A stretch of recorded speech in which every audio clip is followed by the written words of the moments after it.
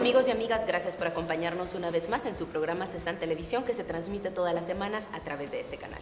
En este espacio, la Secretaría de Seguridad Alimentaria y Nutricional comparte con ustedes y nuestros invitados especiales temas vinculados a la seguridad alimentaria y nutricional.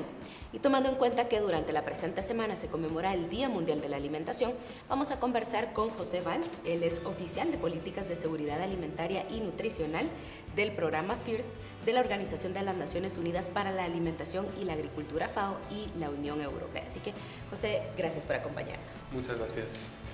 Vamos a iniciar conversando un poco acerca del tema, porque cada año se le asigna un tema al Día Mundial de la Alimentación. Entonces me gustaría que nos hablara un poco acerca del tema que escogieron para este año y a qué nos hace alusión. Muy bien, pues efectivamente el Día Mundial de la Alimentación se celebra cada año el 16 de octubre y conmemora la fundación de la Organización de las Naciones Unidas para la Alimentación y la Agricultura, FAO, en 1945. Entonces, cada año se utiliza esta ocasión para hacer un llamado al compromiso para la lucha contra el hambre y la inseguridad alimentaria y la malnutrición. En este caso, el tema en el año 2018 es "Nuestras acciones son nuestro futuro", un mundo hambre cero para 2030 es posible. Entonces, este tema que nos dice, nos habla del 2030, que es la meta que los países del mundo se han establecido en la Agenda de Desarrollo Sostenible para 2030, en específico el Objetivo de Desarrollo Sostenible número 2, que es el que busca precisamente lograr el hambre cero, erradicar todas formas de hambre y malnutrición, y hacer referencia a "nuestras acciones son nuestro futuro", como cada uno de nosotros, desde nuestros propios ámbitos, tanto personal como laboral, nosotros como ciudadanos, como pequeños agricultores, como gobiernos, podemos actuar y poner en marcha acciones que nos ayuden a llevarnos a todos hacia ese futuro sin hambre que todos queremos. Y en este caso, José, ¿cuál es el papel que juega la FAO o los organismos internacionales para apoyar que los países lleguen a cumplir este objetivo número 2 de desarrollo sostenible? Bueno, en concreto la FAO pues, da un acompañamiento a los diferentes países con una asistencia técnica, tanto a nivel de sistemas de producción, todos los diferentes ámbitos de los sistemas alimentarios, una asistencia técnica también a nivel de las políticas públicas para ayudar a los países a poder tener unas políticas públicas que tengan un mayor impacto en lo que todos queremos, que es en esa erradicación del hambre, erradicación de todas las formas de malnutrición. En particular la FAO y especialmente en Guatemala está muy focalizada a apoyar todos los procesos de la agricultura familiar como un vehículo y una pieza clave de la lucha contra la desnutrición y otras formas de malnutrición. Entonces es un apoyo a la agricultura familiar como política pública del Estado en este marco de la lucha contra la inseguridad alimentaria y la malnutrición. En el caso específico del tema que le compete a CESAN, la seguridad alimentaria y nutricional, ¿cómo ha sido esta relación entre la Secretaría y la FAO? Bueno, hay una excelente relación de colaboración y de coordinación de las acciones. La CESAN es la secretaría que se encarga de articular todas las acciones de los diferentes entes, no solo de gobierno, sino también otras organizaciones, actores de la sociedad, entre ellas la cooperación. Entonces hay una excelente coordinación tanto en el trabajo con la agricultura familiar, que es uno de los sectores clave para la seguridad alimentaria y nutricional, como con el propio trabajo de la CESAN y cómo apoyar esa articulación que a veces tiene sus desafíos en tener a todos los sectores alineados en un fin común, ¿verdad? Sabemos que la FAO acaba de tener un estudio o de presentar un estudio sobre el estado de la seguridad alimentaria y la nutrición para este año 2018. ¿Qué reveló este estudio? Correcto. Entonces, este estudio lo que nos reveló y nos informó es que por tercer año consecutivo el hambre está aumentando en el mundo. Entonces, después de una década digamos, de crecimiento de las cifras de personas que padecen subalimentación en el mundo, tenemos un repunte en los últimos 3 años en el que va creciendo esta cifra, obviamente a nivel mundial, también a nivel regional, especialmente en América del Sur, también se está viendo ese aumento.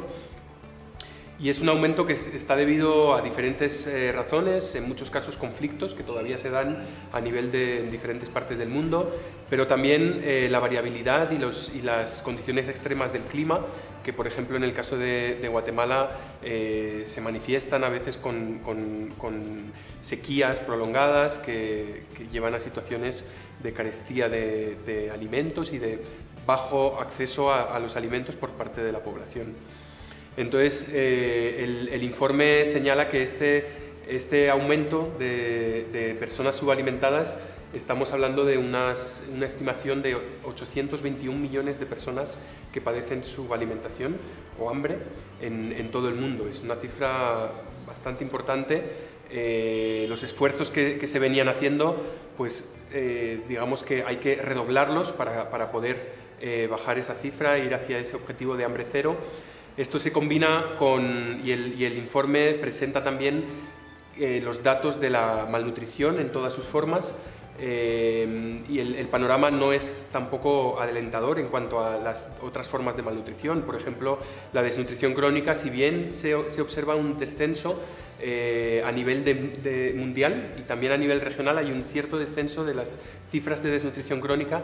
Todavía hay 22% de los niños menores de 5 años en todo el mundo que padecen desnutrición crónica. Esto se acompaña de un aumento progresivo de la otra forma de malnutrición, la malnutrición por exceso, que se manifiesta como sobrepeso y obesidad. Y estamos llegando a cifras a nivel mundial de 672 millones de personas obesas. Estamos casi llegando al mismo número de personas que padecen hambre. Entonces, esos son dos graves problemas, pero no son dos problemas separados, sino que en muchos países ya están coexistiendo estas dos formas de la malnutrición, y Guatemala es uno de esos países. Claro. Y como parte de la FAO, ustedes llevan a cabo diversos estudios sobre la alimentación que tenemos, hábitos que tenemos, sobre todo en Guatemala, que es un poquito más complejo por la diversidad cultural que hay. ¿Cómo puede ser posible esto, que las personas con altos índices de desnutrición, por ejemplo, o que en familias que hay niños con desnutrición, puede ser que haya padres que tengan sobrepeso o obesidad?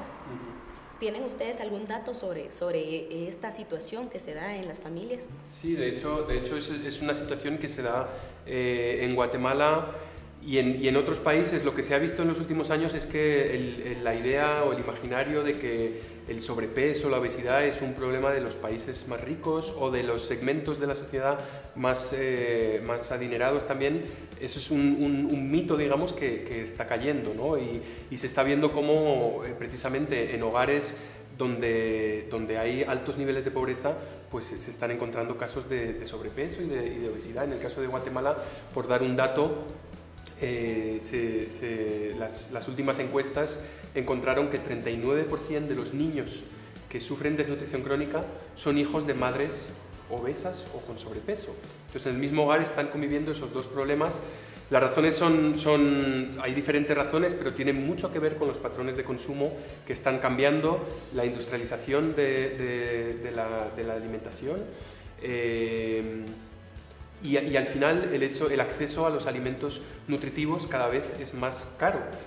Paradójicamente resulta más económico alimentarse mal o con productos poco nutritivos y con exceso de sal, de azúcar o de grasas, que alimentarse bien con alimentos nutritivos que permitan tener una dieta balanceada.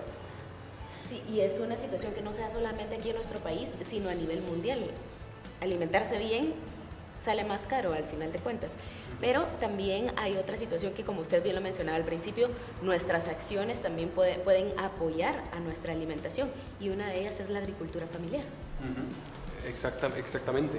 La agricultura familiar, al final sabemos que en torno al 70% de los productos que consumimos en nuestras mesas provienen de la agricultura familiar.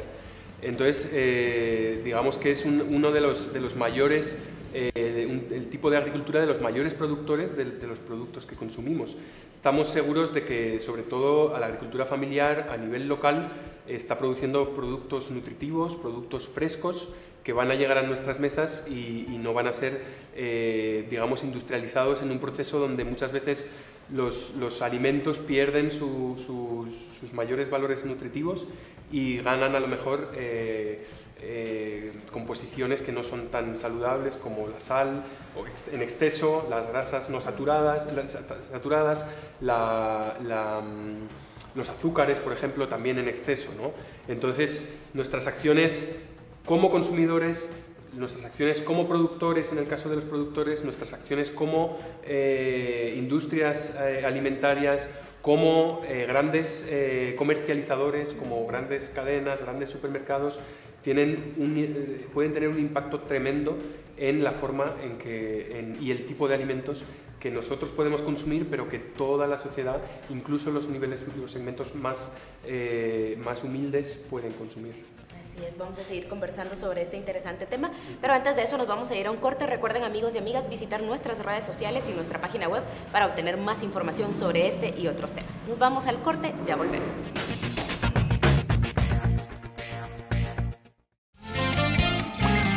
Toda la información generada por el Sistema Nacional de Seguridad Alimentaria y Nutricional la puede encontrar en nuestras redes sociales: Facebook, Twitter, YouTube e Instagram, y en el www.cinsam.gov.gt y www.cesam.gov.gt. CESAN Radio es un programa que le permite conocer a profundidad temas de seguridad alimentaria y nutricional en voz de los expertos. Sintonícelo todos los martes de 14:30 a 15 horas a través de Radio Nacional TGW 107.3 FM. CESAN Radio, informándole para que se una a la lucha por erradicar la desnutrición infantil. Le invitamos a visitar nuestra página web www.cesam.gov.gt, donde podrá acceder a información de actividades, documentos, presentaciones y material educativo sobre seguridad alimentaria y nutricional, además de conocer todas las acciones que se llevan a cabo en el país.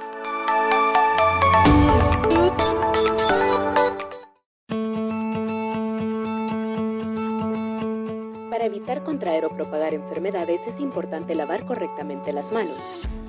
Humedezca sus manos con agua. Aplique suficiente jabón hasta cubrir todas las superficies de sus manos. Frote sus manos palma con palma.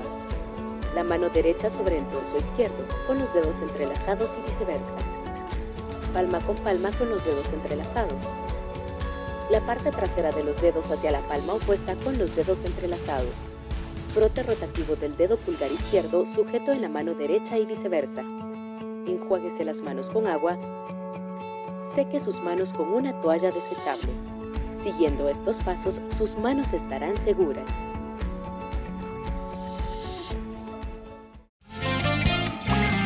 Toda la información generada por el Sistema Nacional de Seguridad Alimentaria y Nutricional la puede encontrar en nuestras redes sociales: Facebook, Twitter, YouTube e Instagram, y en el www.cinsam.gov.gt y www.cesam.gov.gt.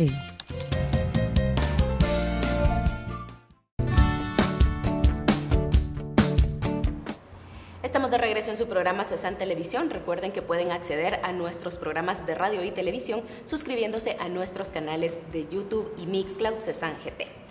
Hoy estamos conversando sobre el Día Mundial de la Alimentación, que se conmemora cada 16 de octubre.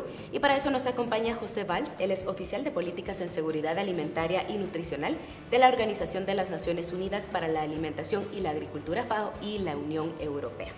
Estamos hablando sobre la importancia que tienen las acciones de cada uno de nosotros para llegar al objetivo de desarrollo sostenible de hambre cero.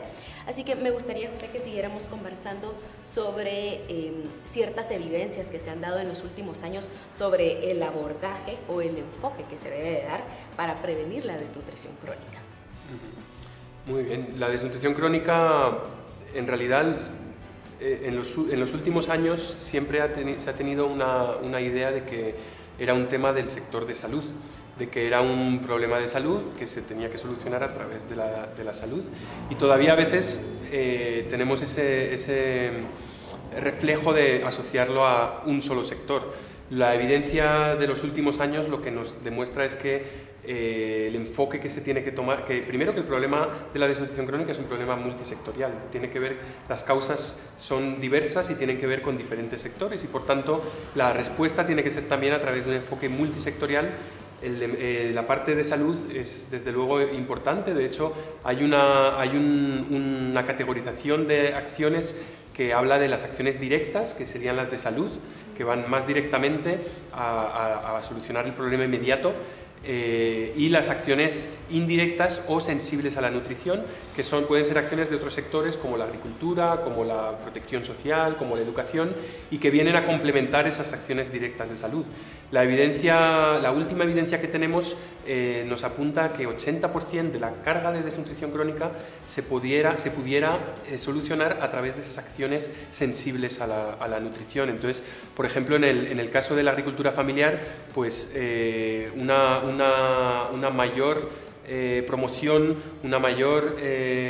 de la producción agrícola ayudaría a tener un mejor acceso a los alimentos, mayores ingresos también para acceder a esos alimentos, y es una acción que desde luego complementa las intervenciones que se pueden hacer con salud, la ventana de los 1000 días de la que se habla, pero el enfoque desde luego tiene que ser mucho más, con un enfoque mucho más multisectorial, teniendo en cuenta los otros sectores como claves también para la prevención de la desnutrición crónica. De hecho, estamos ahora mismo en curso de un decenio que se declaró hace unos años por las Naciones Unidas como decenio de la nutrición, desde el 2016 hasta el 2025. Este decenio va a coincidir desde el año que viene con un nuevo decenio, que es el decenio de la agricultura familiar, que todos los países de Naciones Unidas se comprometen durante esos 10 años a redoblar esfuerzos para mejorar la situación de los productores de agricultura familiar y, por supuesto, de los productos que nos llegan a la mesa, ¿no? Entonces, el decenio de agricultura familiar será de 2019 a 2028. Entonces, ese cruce de los dos decenios proveen una buenísima oportunidad para poder reforzar esos vínculos entre agricultura, nutrición, seguridad alimentaria y al final mejorar el acceso a los alimentos y la nutrición para todos. Y últimamente también se maneja un término de agricultura sostenible. ¿A qué se refiere este término? Agricultura sostenible se refiere a dos cosas principalmente. Es una agricultura que por un lado promueve los ecosistemas saludables, que a la vez permitan conservar los recursos naturales y utilizarlos de forma racional, y por otro lado permite garantizar la seguridad alimentaria y nutricional para todos. Entonces, la sostenibilidad se ve desde tres dimensiones diferentes. La primera es la sostenibilidad ambiental, pero también está la sostenibilidad económica y la sostenibilidad social. Entonces, lo que se pretende con ese enfoque de agricultura sostenible es que la agricultura permita aumentar la producción de forma eficiente, de forma que se utilicen buenas prácticas amigables con el ambiente, como el manejo integrado de plagas o de enfermedades, el manejo de cosecha y de poscosecha, la conservación de la biodiversidad, el buen uso eficiente de agua, de suelo, de los diferentes recursos, pero también aspectos sociales como la educación alimentaria, como la seguridad alimentaria, como la dignificación laboral, y también aspectos económicos como la gestión empresarial, la asociatividad, la competitividad, etc. Entonces, un enfoque de agricultura sostenible mira a esos tres tipos de sostenibilidad, que la agricultura permita mejorar la producción de forma eficiente, amigable con el ambiente, mejorar la igualdad entre las personas de la población y mejorar su acceso a un crecimiento económico sostenible. ¿Aquí en Guatemala se está implementando este tipo de agricultura sostenible? Sí, de hecho, digamos, el enfoque de agricultura familiar tiene esa componente de sostenibilidad que mira esos tres factores, ¿no? La parte social, estamos hablando de agricultores familiares, en su mayoría viven en condiciones de pobreza, no necesariamente pobreza extrema, pero de pobreza o de dificultades. Entonces, parte de lo que se intenta es darles oportunidades para ese crecimiento económico, buscando su escalamiento también social, pero a la vez, obviamente, buscando una conservación de los recursos naturales que en Guatemala son tan ricos en cuanto a agua, en cuanto a suelo, en cuanto a bosques. Es un país muy rico de recursos naturales y es importante que en ese crecimiento se tenga en cuenta este enfoque de sostenibilidad para que realmente esos recursos sigan y puedan ser utilizados a lo largo de los años y renovados, ¿no? En América Latina aproximadamente un 70% de los alimentos proviene de la agricultura familiar. ¿Cómo podemos entonces o cómo se pretende empoderar a los agricultores para que podamos mantener pues este nivel de producción y aumentar lo que sería lo ideal? En efecto, se da una paradoja que digamos que el 70%, como muy bien lo comentas, el 70% de los alimentos que se producen, los producen agricultores familiares que ellos mismos muchas veces viven en áreas rurales, en condiciones de limitado acceso a servicios básicos de agua, de salud, de educación, con también limitadas oportunidades de crecimiento económico.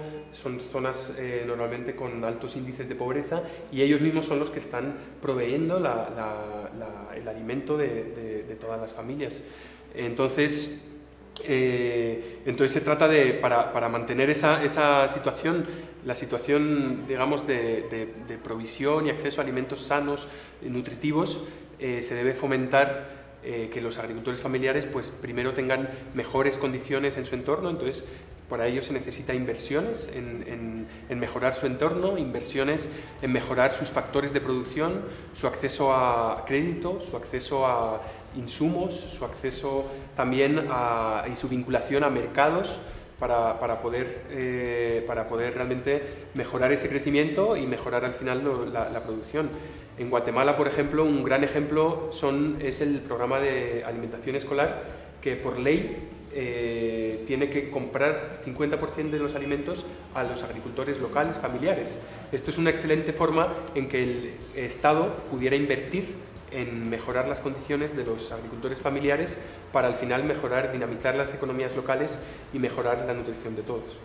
Y como esto se acaba de empezar a implementar, creo que en unos años vamos a poder ver esos resultados que esperemos que vayan a ser positivos tanto para la agricultura como para el medio ambiente y por supuesto la alimentación.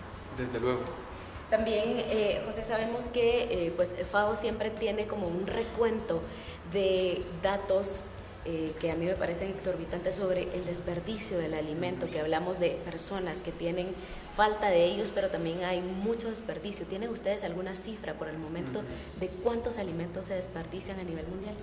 Sí, eso es otro de los factores, en efecto, que influyen mucho en el no poder llegar tan rápidamente a ese objetivo de hambre cero, ¿no? Y por ahí también el tema de este año, nuestras acciones son nuestro futuro, pues muchas de las acciones comienzan por no desperdiciar o limitar las pérdidas de los alimentos. Los datos a nivel mundial nos indican que 1/3 de los alimentos que se producen se pierden o se desperdician. Entonces estamos hablando de que todos los productos, todos los alimentos que se producen para consumo humano a nivel del mundo, 1/3 parte nos olvidamos de ellos. Se perdieron, se desperdiciaron. Y se desperdiciaron en las diferentes etapas de la cadena, ¿no? Digamos, desde la producción hasta la última etapa, que es el consumo. Entonces, esas pérdidas de 1/3 de la producción nos están indicando aproximadamente 1.300 millones de toneladas de alimentos que se pierden y desperdician cada año en el mundo. Si lo monetarizamos, pues estamos hablando de $1 billón al año que se pierden tanto en alimentos que se pierden y desperdician, como en todos los factores de producción que se han utilizado a lo largo de la cadena. Estamos hablando de insumos, estamos hablando de agua, de tierra, de suelo, de energía, que se ha utilizado inútilmente porque al final no han llegado los alimentos a las mesas. Entonces, realmente en un mundo en el que sabemos que se producen suficientes alimentos para alimentar a toda la población, aún así tenemos 821 millones de personas que sufren hambre y todavía vemos que un tercio de los productos de los alimentos que se producen se pierden. La verdad es que son cifras inadmisibles y tenemos que seguir trabajando en reducir esas pérdidas y ese desperdicio. Y precisamente es lo que buscamos con este tipo de programas, sensibilizar a la población para que todos juntos podamos llegar a esas metas que nos hemos propuesto. Así que, José, muchísimas gracias por haber compartido con nosotros sobre este interesante tema. Con mucho gusto, gracias. Gracias a ustedes también, amigos y amigas, por habernos acompañado en este programa. Recuerden, todas las semanas tenemos estos interesantes temas para que ustedes puedan conocer cómo desde el lugar donde ustedes se encuentran pueden apoyar a mejorar las condiciones de nuestro país. Así que muchas gracias por habernos acompañado. Nos vemos la próxima semana.